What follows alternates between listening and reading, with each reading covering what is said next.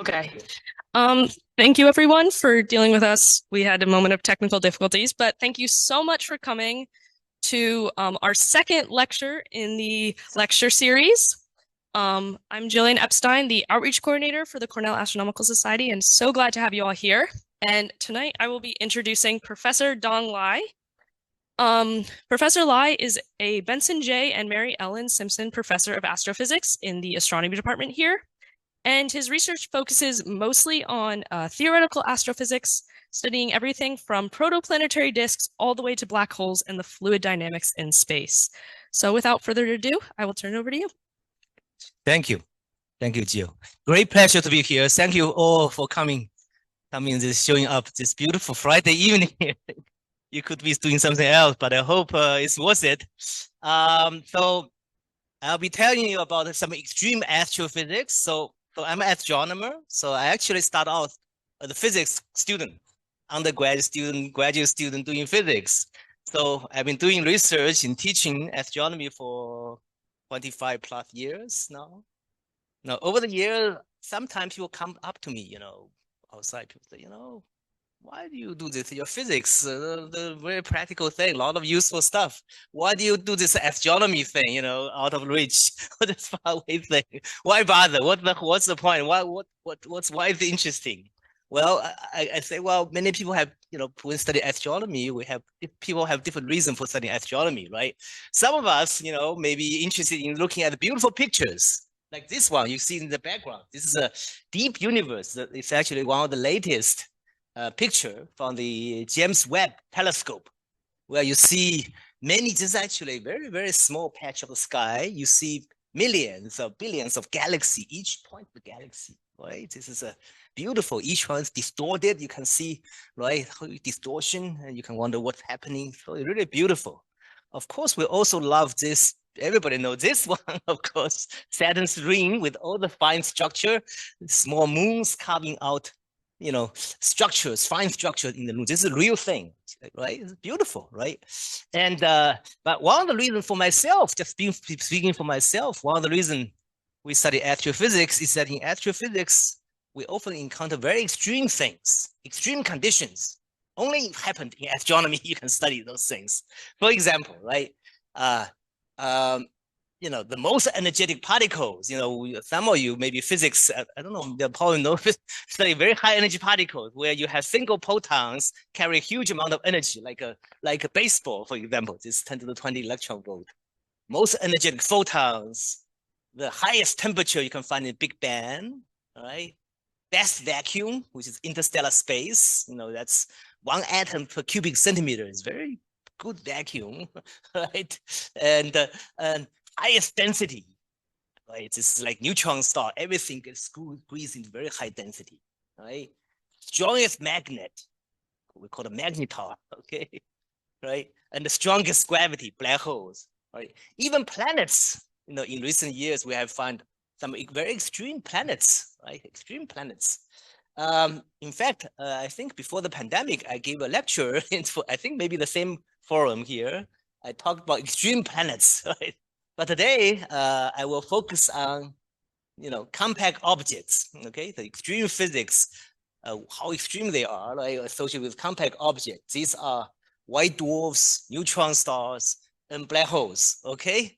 So now to introduce these objects, right? I will invite you to do a thought experiment with me, right? So it's a thought experiment, right? So just by thinking, okay? So here is the little diagram. You see mass on the horizontal axis, radius on the vertical axis. So I have a dot there, you see, right?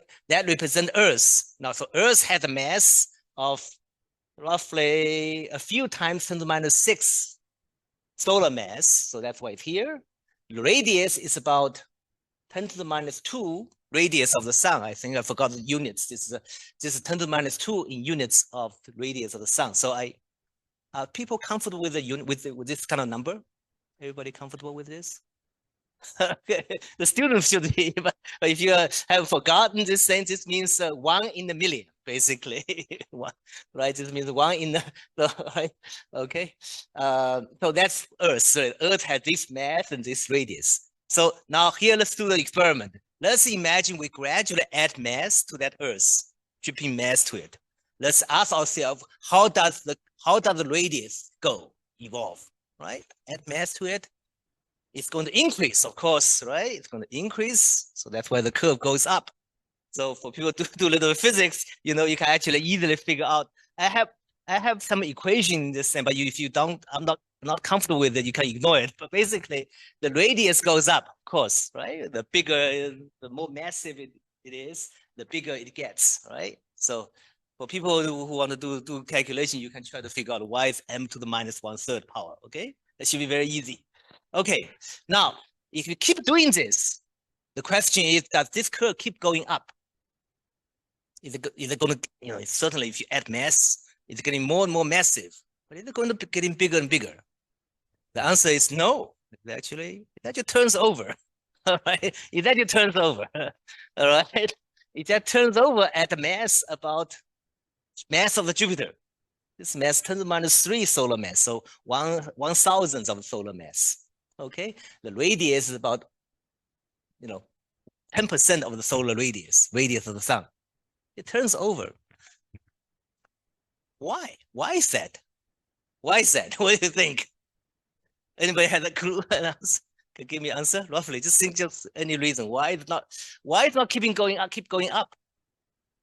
It's gravity, exactly. Exactly. Thank you.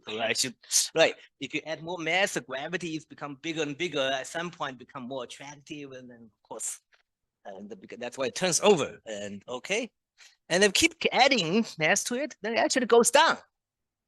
Okay, that's a bit strange. Okay, right? It's because gravity began to play an important role. Okay, and around this we have some objects called brown dwarfs. I'm not going to talk about this in this lecture.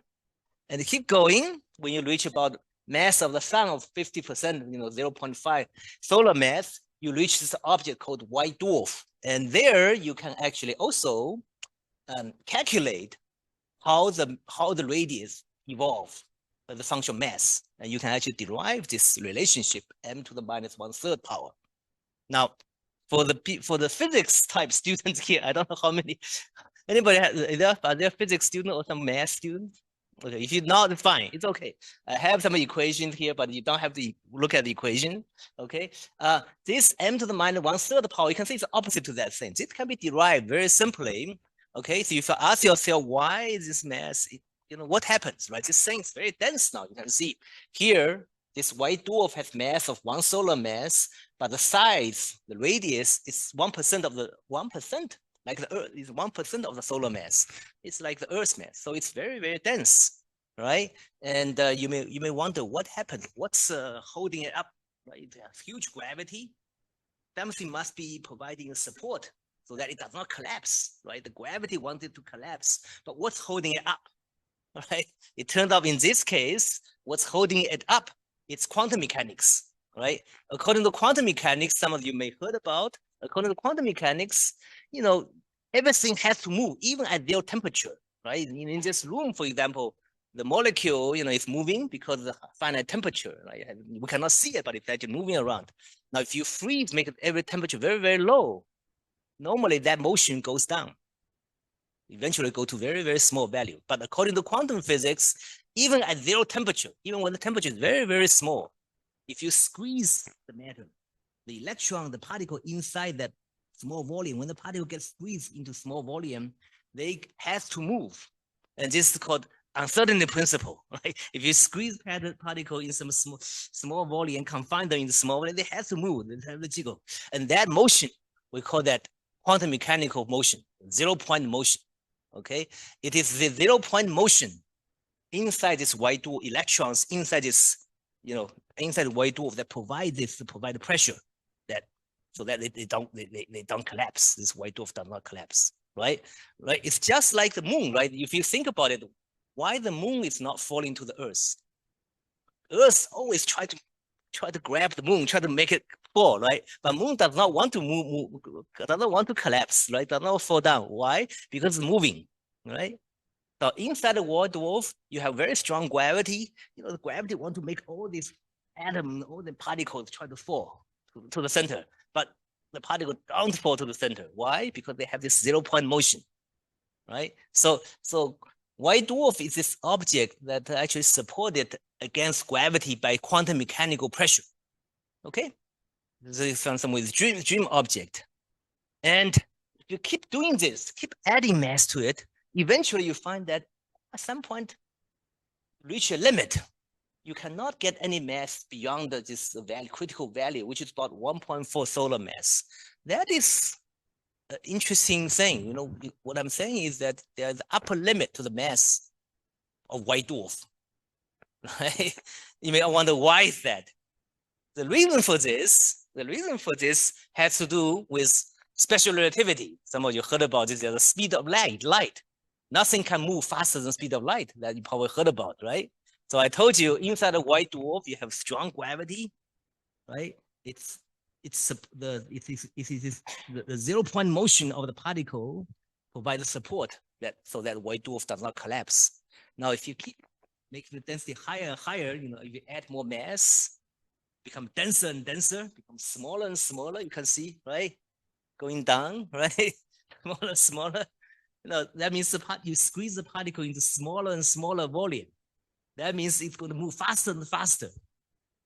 But according to special relativity, Einstein said, nothing can move faster than the speed of light. That means when you reach some critical mass, you cannot support it. The gravity is so strong that even when the particle is moving at speed of light, it still cannot provide enough pressure. Okay, so that is the origin of the so-called Chandrasekhar limit, and it's one of the most important number, probably the second most important number in astronomy. Anybody know the first most important number? The most important number in astronomy. Many people think the Hubble constant, the universe is expanding. So, right? This is also an important number, right? And it's a beautiful number if you think about it. So that's why I study physics. Right? This is actually for those of you who study a little bit of physics. The maximum mass depends on a combination of three things. G is gravity is coming in. Mass of the proton. H is the Planck constant coming in quantum physics. C is the speed of light because of special relativity. So this Chandrasekhar limit, the maximum mass of white dwarf, is a result of this beautiful marriage or combination of three things: Newtonian gravity, quantum physics, and special relativity. So to understand this object, why they're the upper limit, you actually have to understand all these things, right? Quantum physics, special relativity, gravity, and all the things, okay? It's actually quite beautiful. You can express this maximum mass in terms of this fundamental constant, okay? Yes?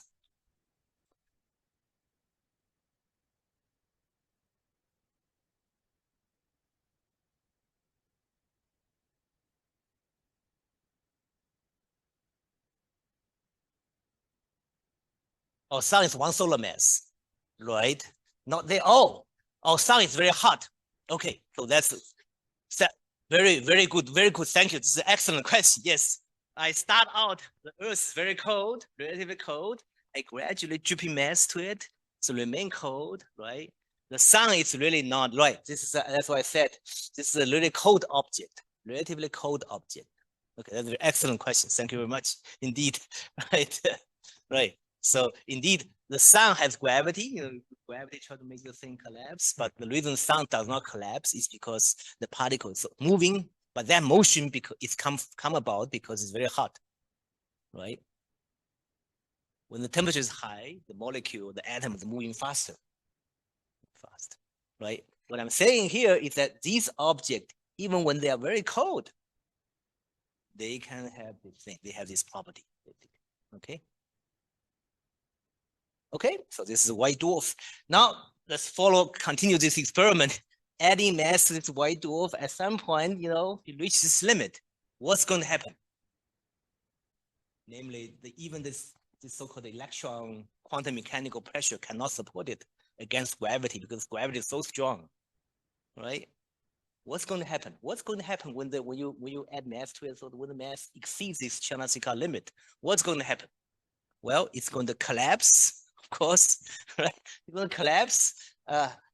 This is basically At the end of this picture, the white dwarf is roughly, several thousand kilometers. It will collapse, right? It collapse all the way until the neutron, protons, nucleus that touch each other, squeeze against each other. Let me remind you, we have the body, this table. It's kind of solid, but it's actually quite empty. You remind you all notice it, right? It's quite empty. It seems to be solid, but it's actually you have a consists of nucleus plus electrons moving around. There's a lot of space between the nucleus, right? So what I'm saying here, even white dwarf is very dense, millions of times the density of the sun, right? Water density is like 10 to the 6 gram per cubic centimeter. This is roughly very dense.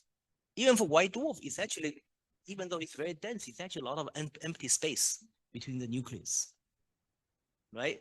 Now, when you add mass to it, that empty space has to be, will be filled out.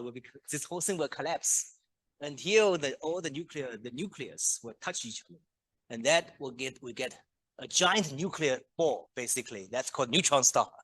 Okay, right? And so in this case, you have roughly one solar mass object squeezed into a very small volume, about 10 kilometer or 20 kilometer radius, right? The density is so high such that all the matter are squeezed against each other. All the neutron, proton, nucleus are sort of touching each other, right? And that's what we call neutron star, okay?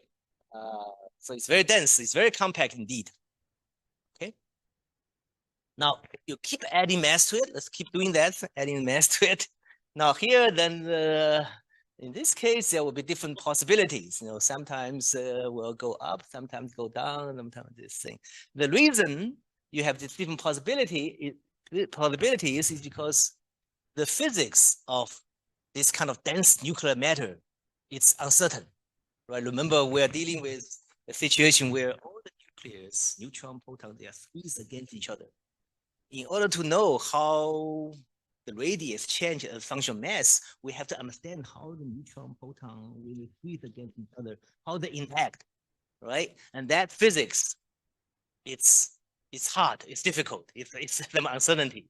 So that's why, depending on what your assumption, your physics model of how neutron, proton, nuclear matter squeeze against each other, how they interact, you can get different curves.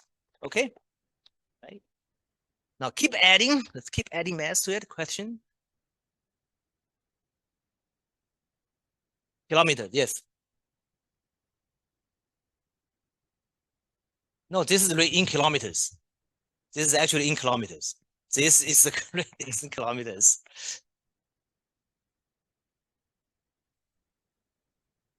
This it's I'm using the radius of the sun, right? Radius of the sun, it's 7 times 10 to the 10 centimeters. So it's 7 times 10 to the 5 kilometers, right? So it's almost a million kilometers, right? Okay, and sun, right? So units different, yeah. Okay, so this is really a mass of a sun with radius of 10 kilometers or so. Okay, now jump ahead. Keep adding mass to it. It turns out eventually the radius will go down. Eventually, at some point, will terminate. This curve will terminate. That means, there is an upper mass limit. Means that you can, if you add mass, at some point, this thing is reaching a limiting mass. There's nothing beyond this mass. You can see, regardless of the uncertainties, there's always nothing. Nothing, no point exists beyond this mass. So that means neutron star has a maximum mass, right? So I just sketched some curve, but it's actually real calculation. You can see these are the sort of people have been doing this calculation for many years, and many different possibilities, radius, mass, different curves, and there's always this maximum mass, okay? Now, this you might wonder why there's a maximum mass. It's actually quite interesting, right? You have this strong nuclear matter, all the nuclear matter squeezed together. It's true they're very dense for gravity, but you have this very stiff nuclear matter, seems to be very strong. They can support it, right? But what I'm telling you is that according to the calculation, according to physics, there's still a maximum mass. Namely, no matter how strong nuclear matter is,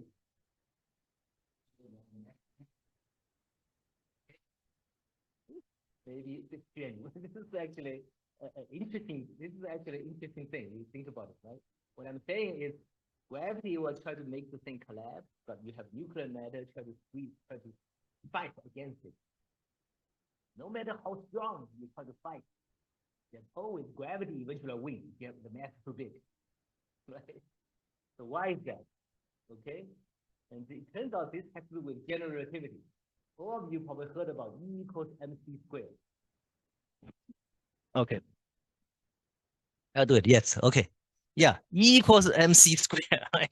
We know E equals mc squared. Well, Einstein already have this thing, right? Now, right?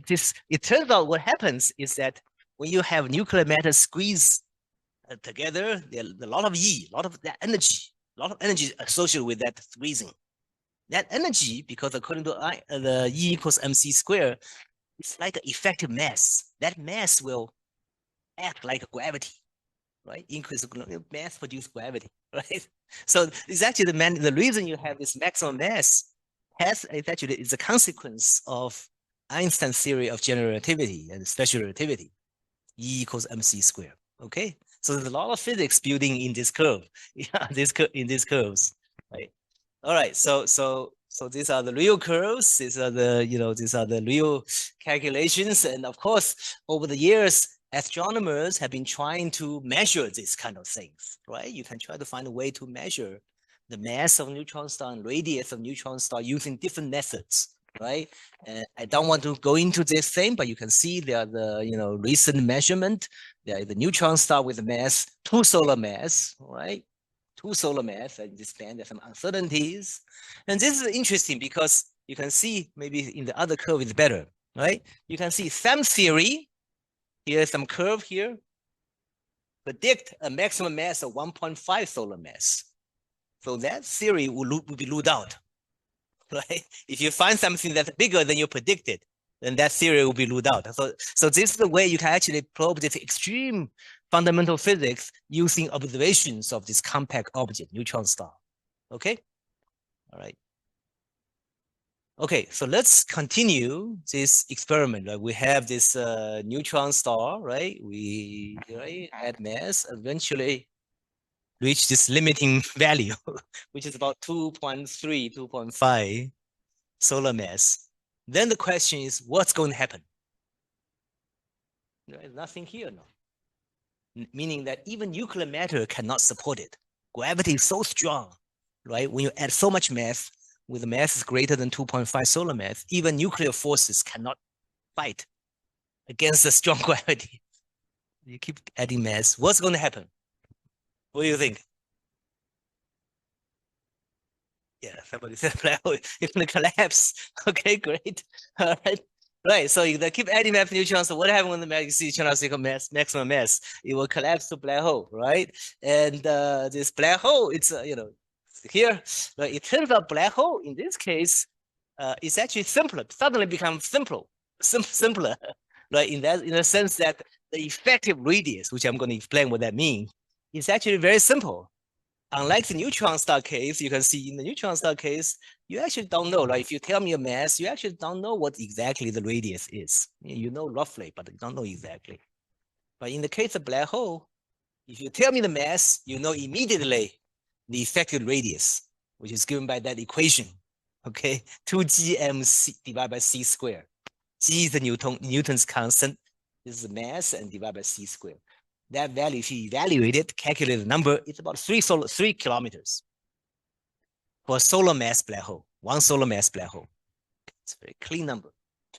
And this actually first demonstrated by Robert Oppenheimer in the 1930s, 1940s, right? Probably everybody saw the movie Oppenheimer, right? And actually, there was this. The description showed this thing. He and his graduate student, Singer, and did this calculation. Then after that, he went to, of course, Los Alamos to doing the bomb, basically, right? but he did this very important work in the 1930s, right? Of course, at the time, people did not appreciate this thing, right? Because people did not care about this thing. It cannot be observed. It's not so relevant. They just did the calculation and move on to do other things, right? And nobody cared too much about it. Okay, but this was a pioneer calculation, pioneer study. Now, if we think of black hole, actually black hole has a long history. The concept of black hole can be traced back to the so-called dark star concept, which dates back to John Mitchell and Pierre de Laplace in the 18th century. Okay, now this again a little bit of physics, simple physics. So so what they did at the time is to imagine you have an object with mass m, radius r. They try to ask yourself, if you try to launch a rocket from the surface of this object, how fast you have to kick the rocket in order for the rocket to escape, right? Of course, at that time they don't have rocket, but they're thinking about a cannon or some rock, right? How fast you have to throw it in order for the rock to escape the confine of this object, right? And this calculation, some of you know how to do, I'm sure, if you do a little bit elementary physics, right? And this is called escape velocity. This is the velocity you need to kick the rocket in order for the rocket to escape. Okay, and that's given by gm over r divided by square root. Okay, and if you equate that to the speed of light, you get a critical radius, right? Just set is equal to c, you get a critical radius. That radius is that formula I just showed. What does that mean? That means if you have an object, right, with mass and radius r, if radius is less than this value, then the escape velocity would be equal to the speed of light.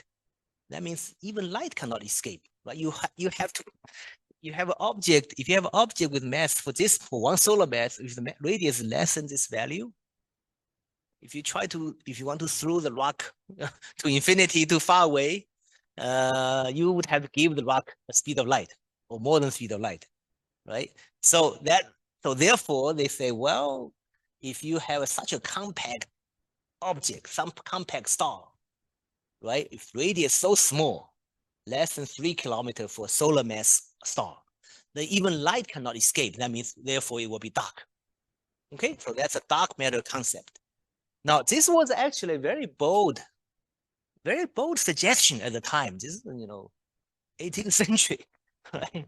At the time, for people who studied a bit of physics, at the time, Isaac Newton just discovered Newtonian gravity and his law of mechanics, right? That's where this equation comes from. Just discovered.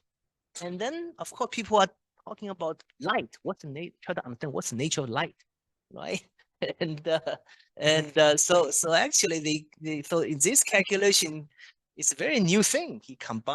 These two gentlemen, they combined newly discovered theory of Newtonian gravity, Newtonian mechanics. Imagine light are particles, right?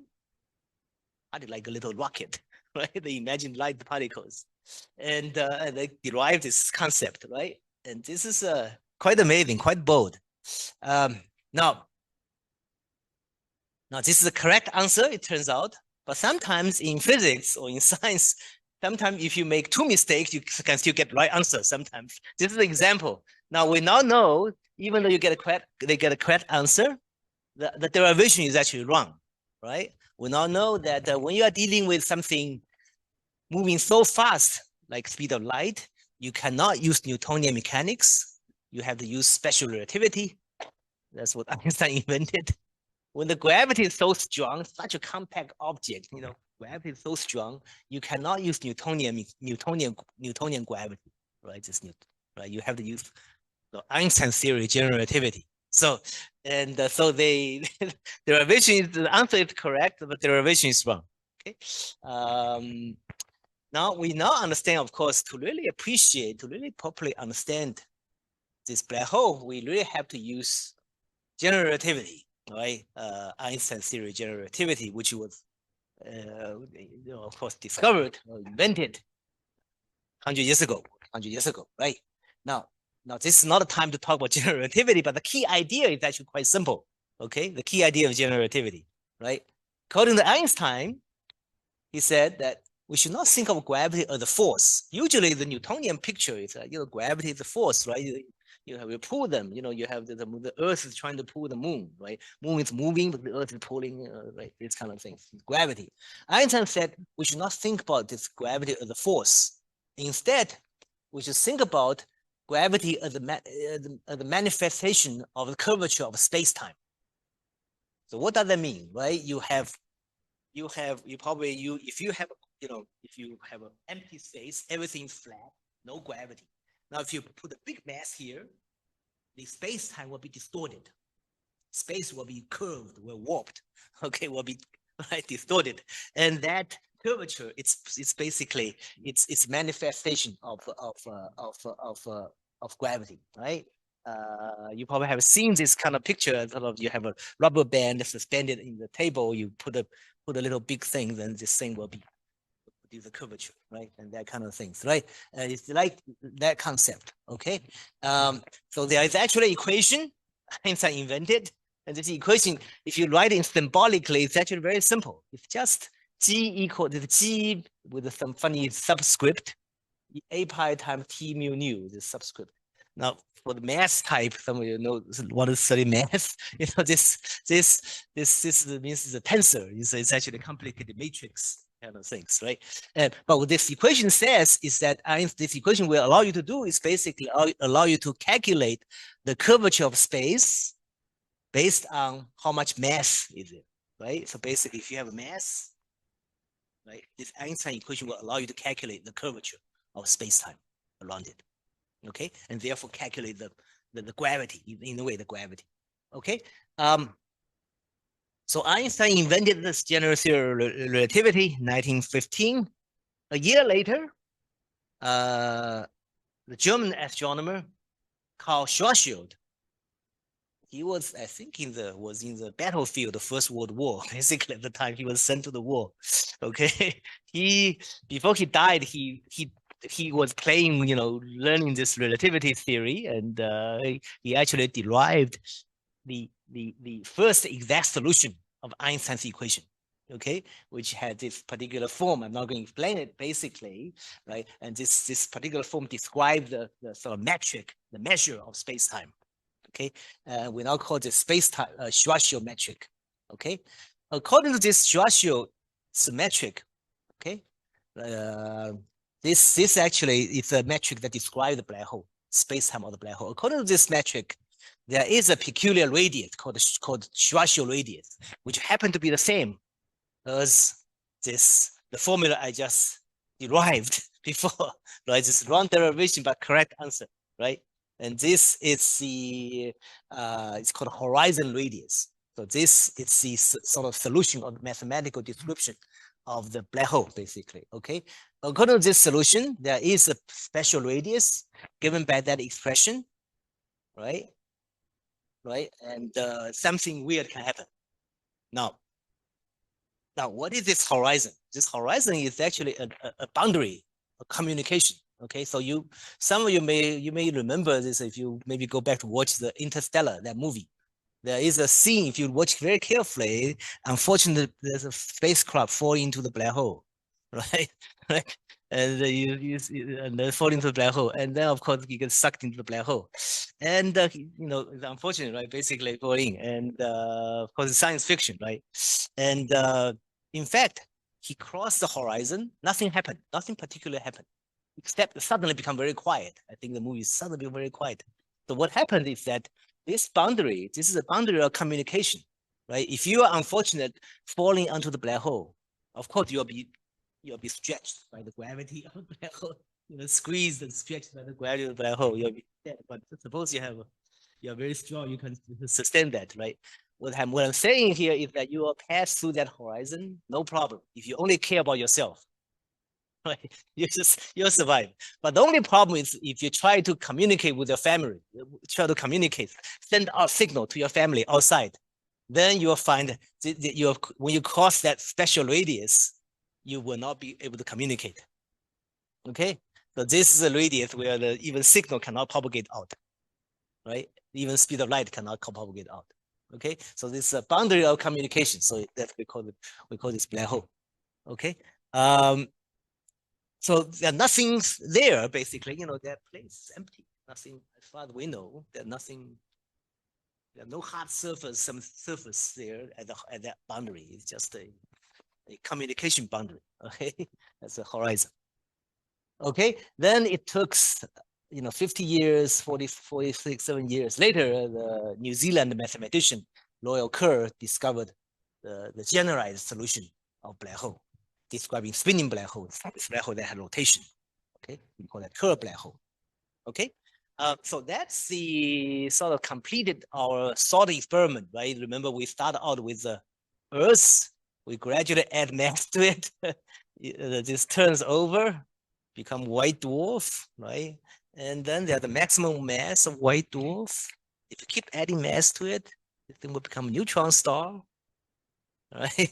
Keep adding mass to it, this thing will eventually collapse black hole. So that's our thought experiment, right? And okay, so these objects are indeed, of course, very compact, very exotic. You can imagine, indeed, density is very high, gravity is very high, right? And the matter inside are very, very strange, very exotic. Okay. Okay. Now, so this is our thought experiment, but I should now tell you a little bit about actually how these objects form in the universe.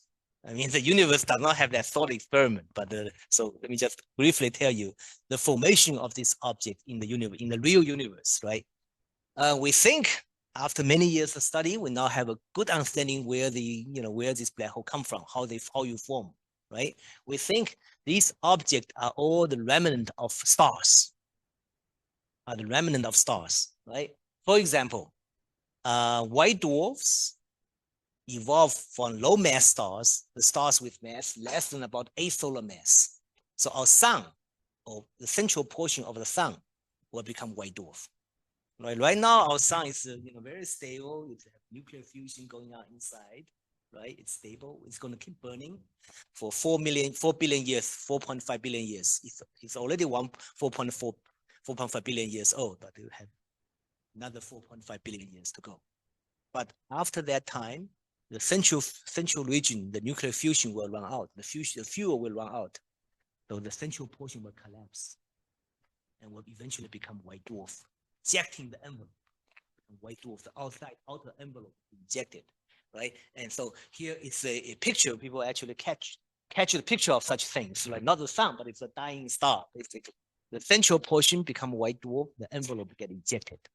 So our sun, this is the fate of our sun after 4.5 billion years. Okay. If you have more massive stars, like stars 10, 20 solar mass, then these kind of stars, they will keep burning the hydrogen fusion going on inside currently, and then eventually they will burn helium and keep burning. Like eventually, it will become a very dense object at the center, right? And the iron burning into iron, and then so a huge star basically. And this iron will eventually collapse to become a neutron star, and then this whole thing will explode. It's like when you have something collapse, suddenly encounter nuclear matter, become very dense, this thing will rebound. Right? We call that supernova explosion, right? And so massive stars, they don't die quietly. They die in the sort of explosive way, right? Leaving behind a neutron star. The central region becomes neutron star.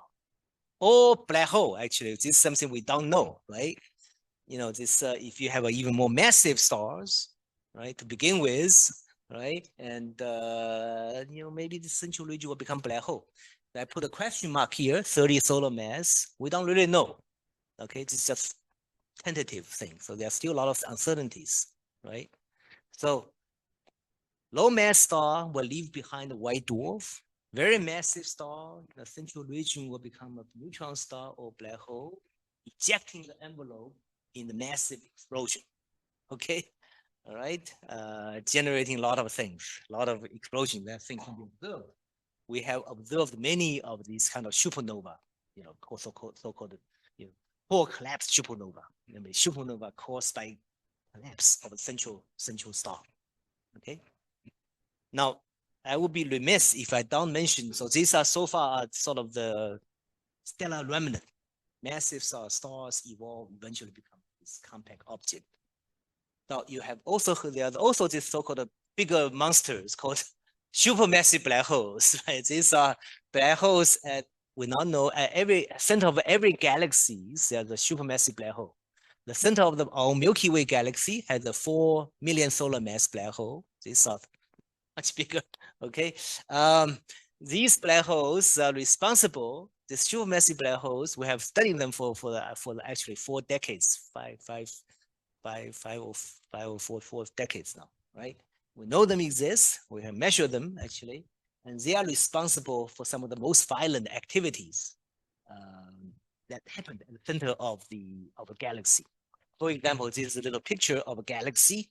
The galaxy is, it's very big, but on this picture is very small. But this galaxy from the central region of the galaxy, you see a jets, relativistic jets, outflow of gas and particles coming out, emitting radiation. They come out, right, and come out, cover huge, large distance. Okay, now how the jet come about? Where we think they are coming from the central black hole. What happens is that the gas coming in the black hole somehow did his magic, ejected things, right, with the help of magnetic field, we think, right?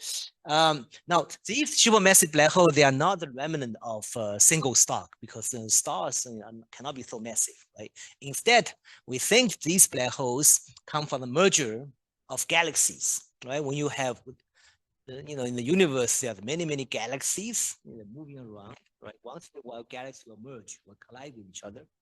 Now, if each galaxy has a black hole at the center, when the galaxy merges, the black hole may also merge. So we think that's how these supermassive black holes are built up. Okay, so that's right, and that's the general picture.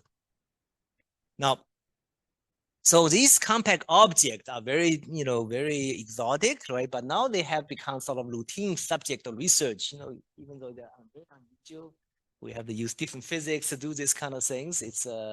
They have become a very important area of research in astronomy, right? We study not only these objects themselves, but also how they interact, influence the surroundings, right? And I already mentioned, these compact objects are associated with some very extreme phenomena in the universe. I already mentioned the supernova explosion, also so-called gamma ray burst, fast radio burst, and that kind of thing. We don't have time to talk about, right? A lot of these kind of explosive phenomena, right? We are still trying to understand. And these objects are also used as a tool to study astronomy. For example, you probably heard about expansion of universe expansion accelerate. That discovery was actually made by observations of supernovae. Okay, and you can also use this object to study physics under very extreme conditions, right? Because these are very extreme objects, very dense, right? Strong gravity, a lot of extreme things, right? So we have to study them. You can probe. It's like a laboratory in space. You can probe extreme physics using these objects. Okay, so that's basically the sort of general picture. I think we have, let's see, 10 minutes. I could spend hours talking about specific objects, right? But let me just quickly, I don't like. So for example, let me just quickly go through some of these things. Okay, neutron star, right?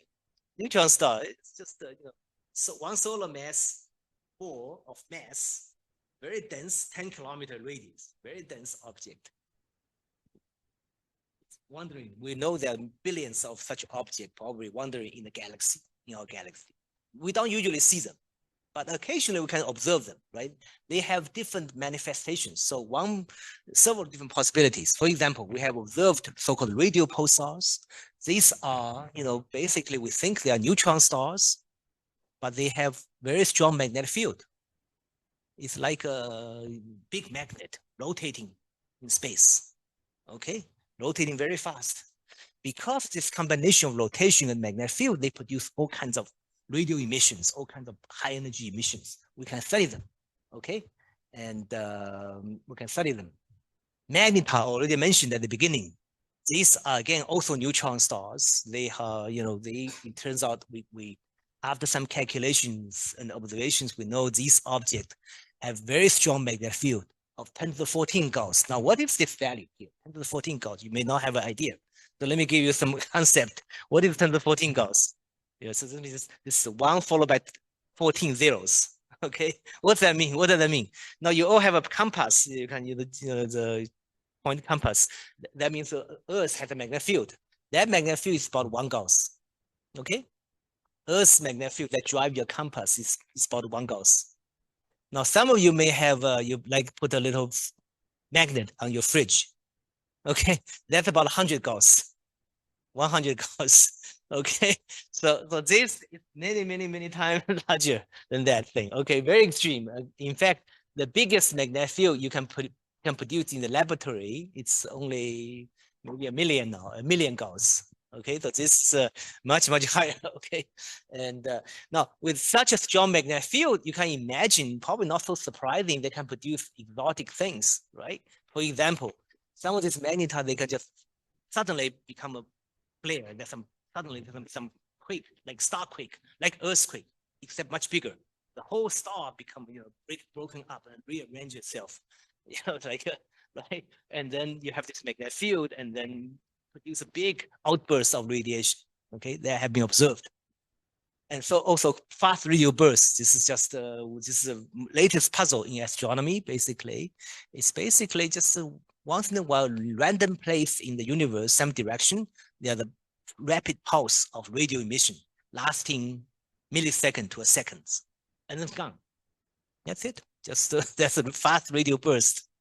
There are now many of such fast radio bursts. We don't know what they are, but we have suspicion that's based on some preliminary observations that these may be neutron stars or magnetars of special kind.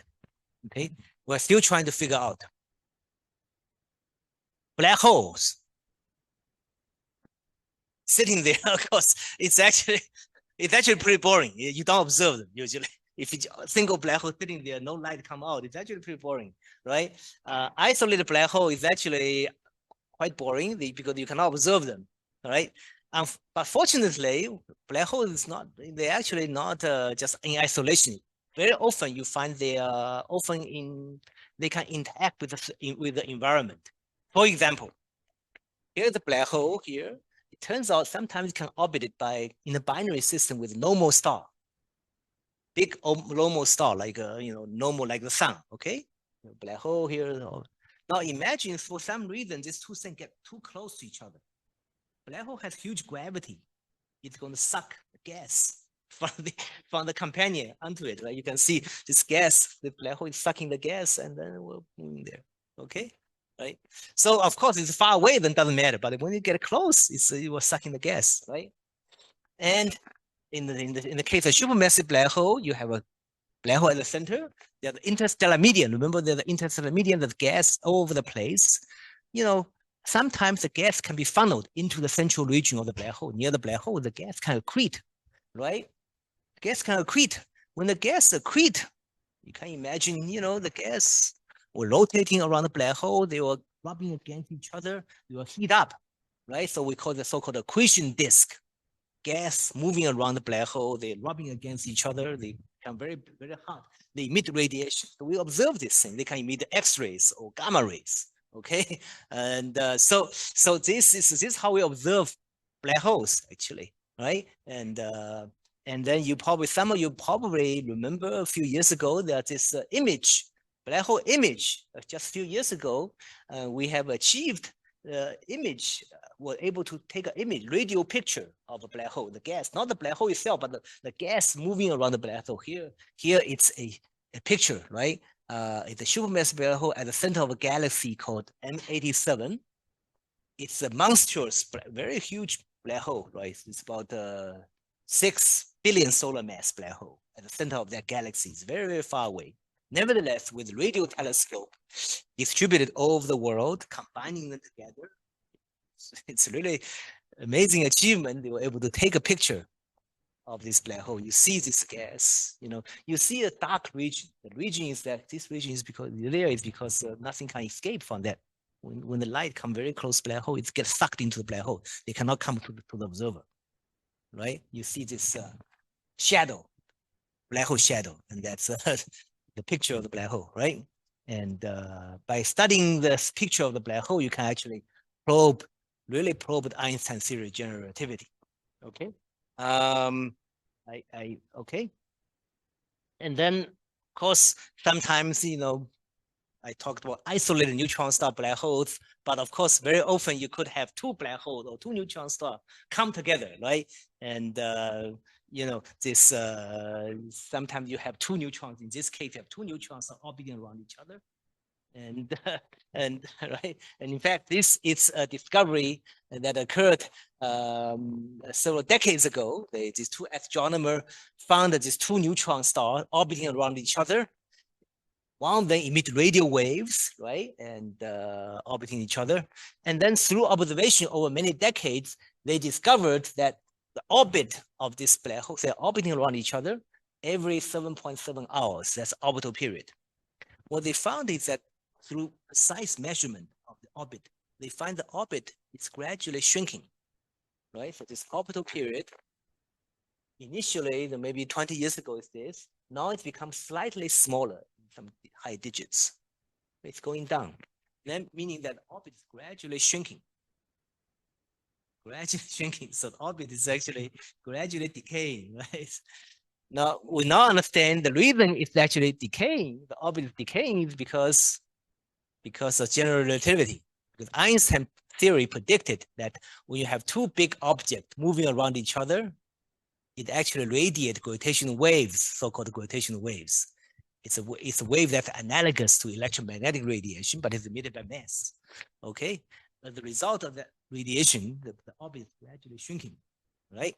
So for this particular system, it will take 300 million years to observe when they eventually emerge. You may say, why do we care?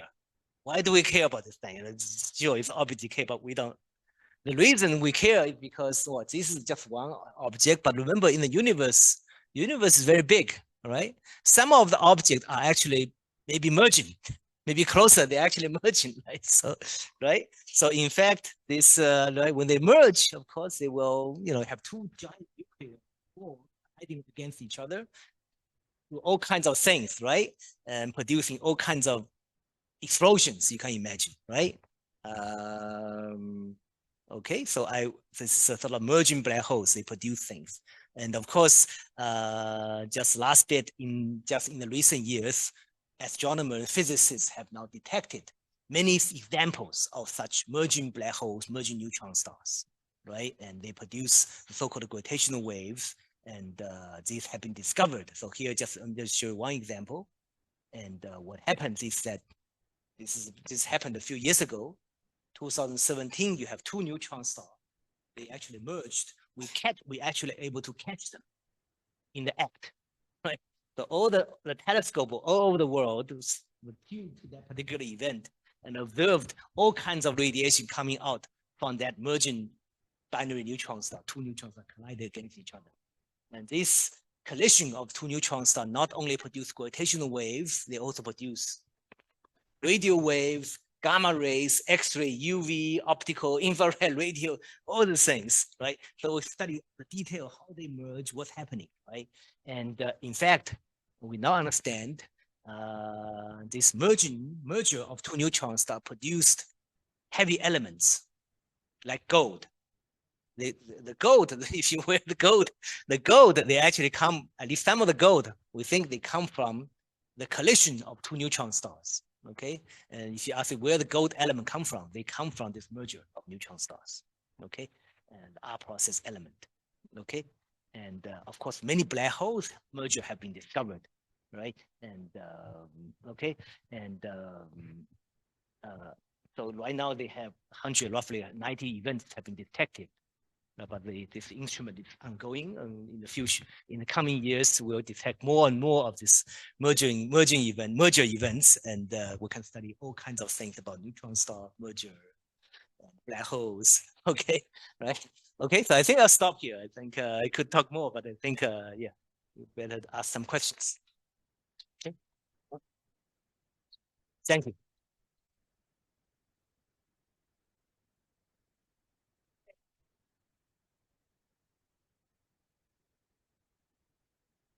There's only one. Yes. So, thank you so much. And do we have any questions in the room or on Zoom? And you can just raise your hand very clearly and dramatically if you do. Okay, I will give the Zoom a quick check. Okay, well, if we don't have any questions, oh, there's a question. Sorry, Ben, I'm sorry. Okay, I'm coming. I'm coming.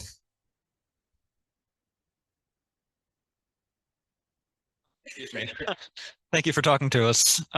I've heard or read in really vague terms about like the words quark star come up when talking about a segment between neutron stars and black holes. Could you comment on whether quark pressure is?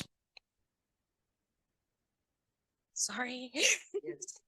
Neutron star, I told you, neutrons are a very exotic object where the neutrons and protons are squeezed against each other. Now, if you study a little bit of physics or elementary physics, you know that proton neutrons, they are not fundamental particles. They are made out of quarks. Quarks. Now, when usually the quark is very hard to come out. We don't care. They just be confined inside.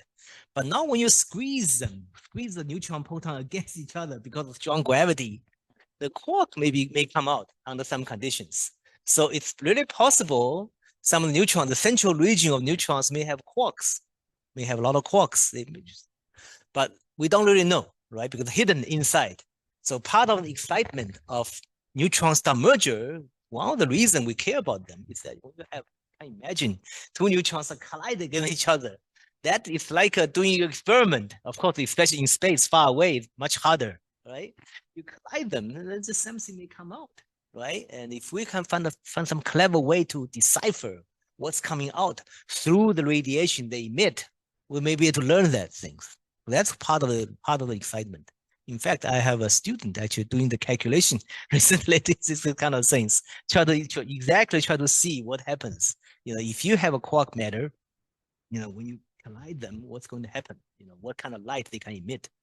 Okay, so it's possible. The answer is it's possible. Neutron star may have inside a lot of quarks, but we don't really know. Based on the theory, it's possible. The theory is uncertain, so we have to keep doing observations, right? Doing calculations. Okay. Okay. Let's give another round of applause. Thank you so much for coming.